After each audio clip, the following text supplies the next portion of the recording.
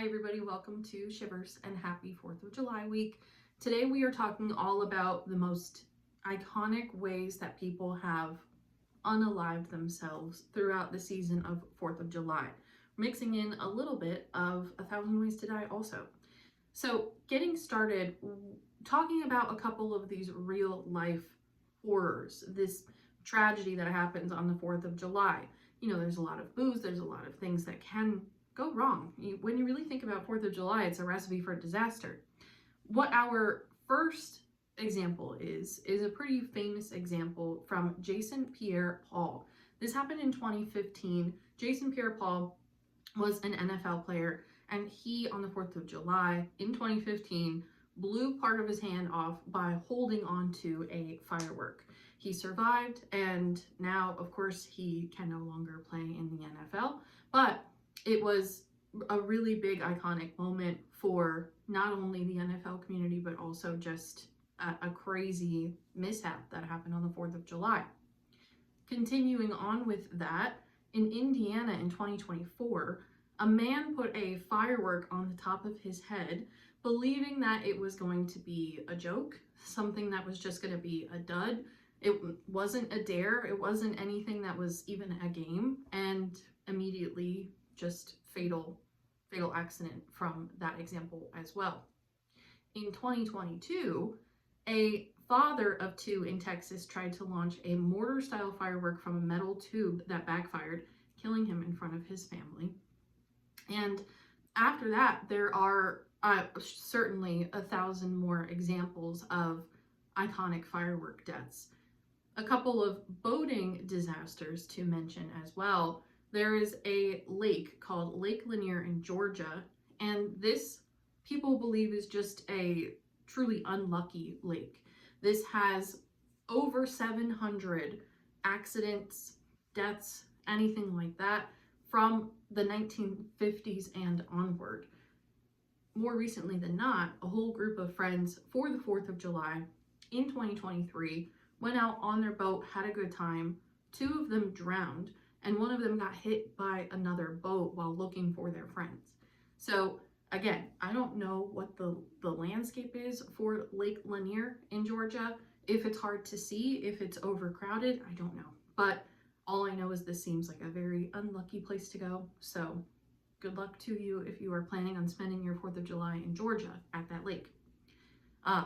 For guns, this is obviously not a political podcast whatsoever, but a lot of times people will use fireworks as a cover for shooting guns into the air, anything like that. So in California in 2021, there were a couple of accidents in particular, but one specifically was a teen who was accidentally killed by a gunshot that went off in the air and fell back down onto their head.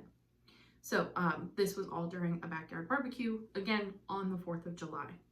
So I don't have today's episode being a bummer necessarily for a reason. It's just a little bit themed for the season and to bring about a little awareness, I guess, to the 4th of July.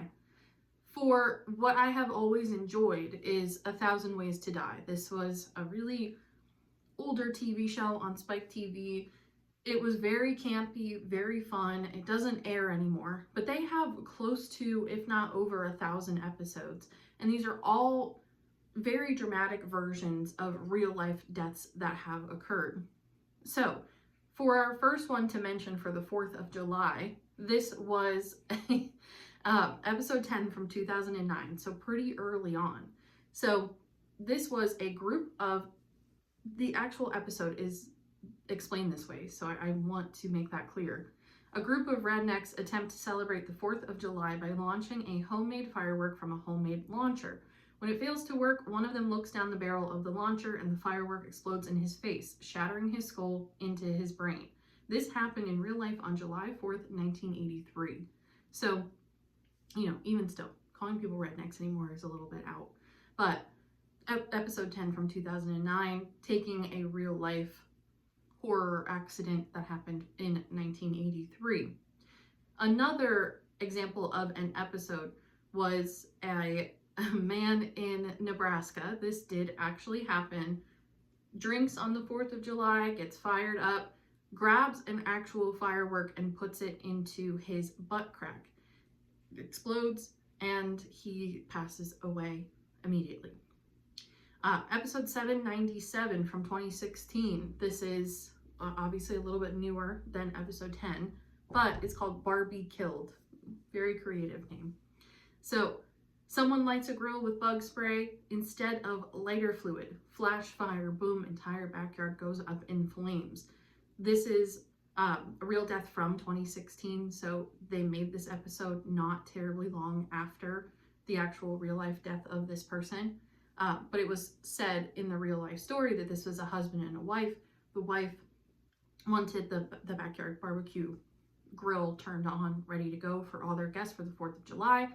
This husband said, the grill doesn't work, don't bother, we're not going to fix it, it's not going to work.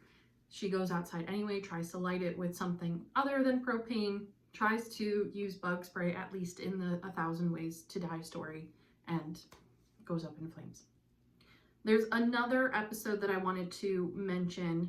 It's not really 4th of July themed, but it's the hot dog chokehold Vom 8 Dead, episode 323 from 2010. So this episode is reflective of an actual real life story of a competitive eater. So anytime when we're thinking about 4th of July, we're thinking about hot dogs, hamburgers, eating contests even. And for a lot of these competitive eaters, many people, especially in the health community, will talk about all the nutrition and the bad things that go along with that. This episode completely flips all of that on its head and says that this competitive eater eats 60 hot dogs in 10 minutes, collapses from choking and heat stroke, wakes up, throws up onto the person who's near him, so much so that the person who's near him gets a piece of an unconsumed hot dog in their mouth, chokes and dies. A real true life story, but also very dramatic on 1,000 Ways to Die. So I wanted to bring that up just for the sheer absurdity of it, and also RIP to all of these people. From the actual folklore side of things, so when we think about the 4th of July, we're really thinking about everything from independence, America, I'm not a history buff, but we're going back to a lot of the freedom aspects. And from the folklore perspective, there are a lot of people who take that very seriously. They will then spend their 4th of July at some of these memorial cemeteries, these memorial ghost towns, things like that. Gettysburg is one of the most highly traveled to places for the 4th of July, which is kind of surprising because, to me, I would think that the 4th of July is more partying, drinking, barbecuing, that type of thing. But to have an appreciation for the actual history and the memorial nature of it, I think is pretty cool.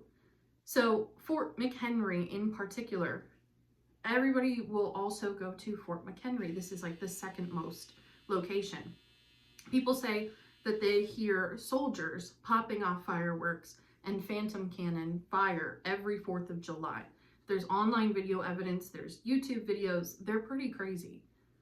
There's also a lot of phantom parades. So in some of these more historic locations, Gettysburg included, you have a lot of actual 4th of July parades that are celebrating the wartime memory of the actual holiday, and also acknowledging some of the folklore, some of the ghost stories, some of the hauntings that have taken place since then. So it's interesting to me, being a horror fan and being a paranormal fan, to actually see a lot of this folklore stem to a very human, very normal, drinking heavy type of holiday. But I think it's really relevant and I think it's nice. So that's really all we have for today. I know it's a little bit different. I know it feels maybe a little bit dreadful, but it's just all for the fun of 4th of July. Also, of course, that PSA of be careful, don't hold fireworks, don't put fireworks on top of your head. Be smart, be safe, and come back next week for our regularly scheduled program of horror and Halloween and every day being Halloween. Thank you as always for listening, and I will see you next time.